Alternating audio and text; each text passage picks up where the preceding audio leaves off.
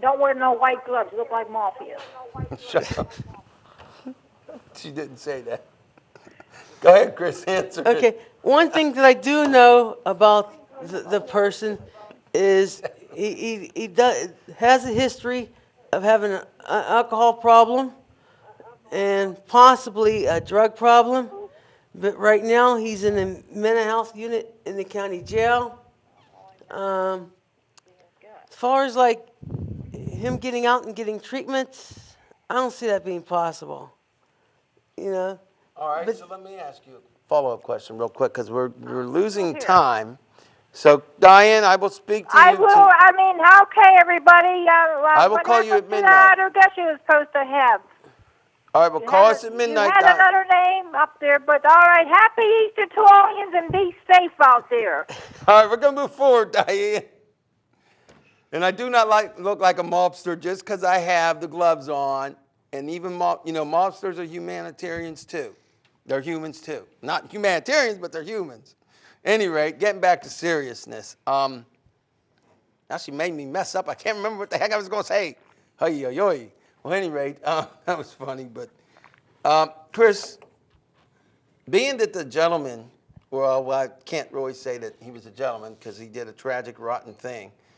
Being that the person did what he did, but the fact that he may have drug and alcohol issues, do you believe that he should be sentenced to death, put in a mental facility without parole, or sentenced to general prison, but life without parole?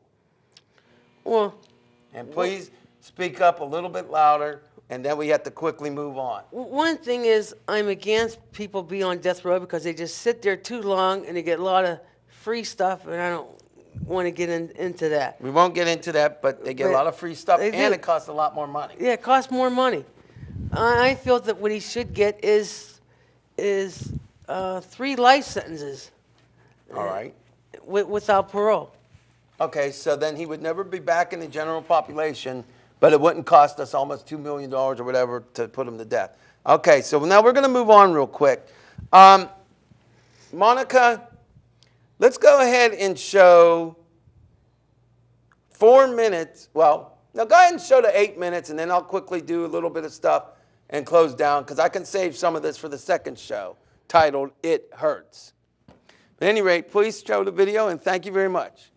What I'm doing is possibly risky because of the fact that there are people who could come after me for a lot of reasons. Right. They may try to take my home or whatever. We don't know, so it's a personal risk. We know that a lot of people are going to start hating me. They're going to start hating you, and they're going to start hating your brother. I'm taking all these great risks. Right. Very true. All right, now here's the question. The possibility that something could be done, and the fact that you're now going to be seen, do you think the risks are worth it? Yes, as long as it needs to get taken care of with the staff. They have to change their ways. They have to talk with consumers like people, not like puppets. Yeah. Oh, that's a good one.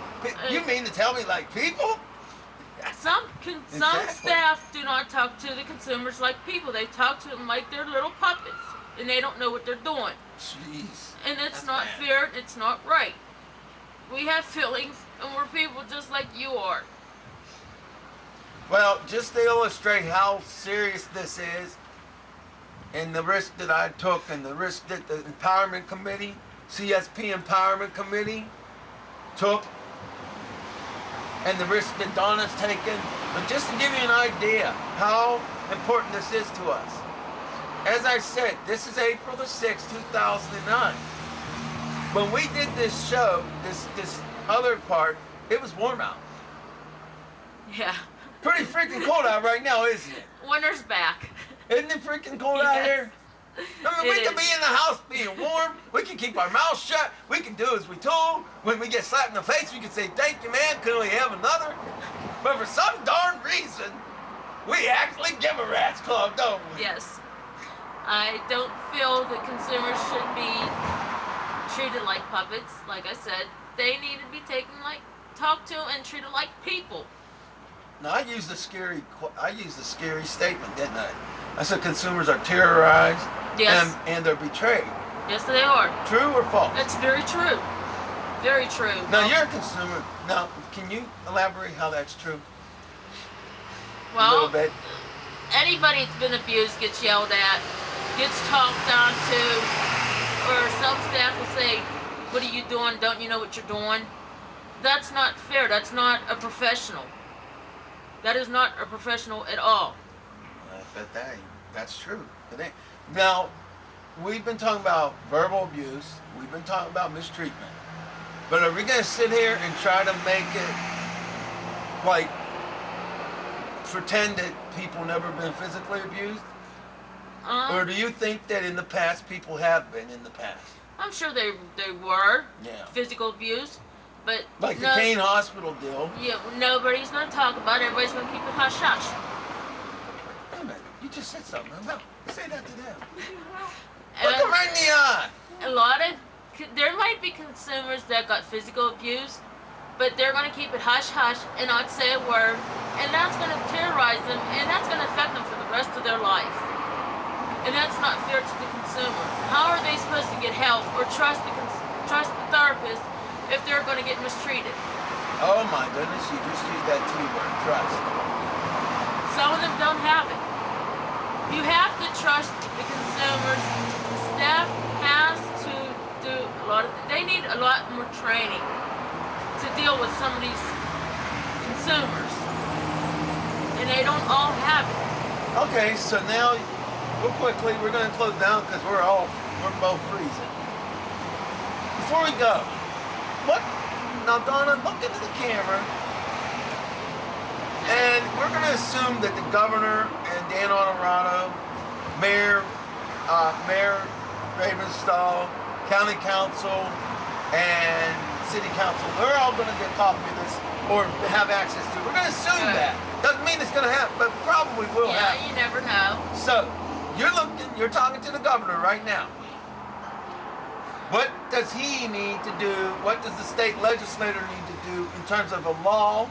Or how can we help the consumer? Tell them, not me. No, some of them need a lot more training.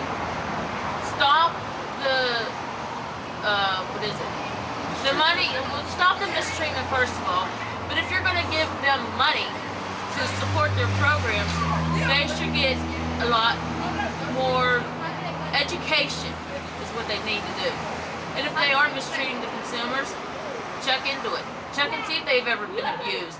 Or check and see whatever you can do, or see whatever you do whatever you have to do so they don't get hired. And if you find out something in their background, don't hire them. Oh, that's a good point. What about getting rid of their funding if That's what I meant. organizations Yeah. consistently sweep stuff under the Exactly, rug? How yeah. about we take away their money? Instead of showing them the money, Don't like give Cuba it to Gooding them. Jr. said, Don't how about give we it to get rid of the money? Yeah, because if you get rid of their money, then they ain't going to have no paycheck. And let them see how it feels to get mistreated. Let them see how it feels to let them be on the other side of the shoe. It's not fair. No, it isn't. And it is torture. They get away with too much. Well, you calm down now. I got a big job for you for this segment. It's a big one. This is probably going to be a different show. We're going to throw some of this in. But here's your job right after the truck goes by.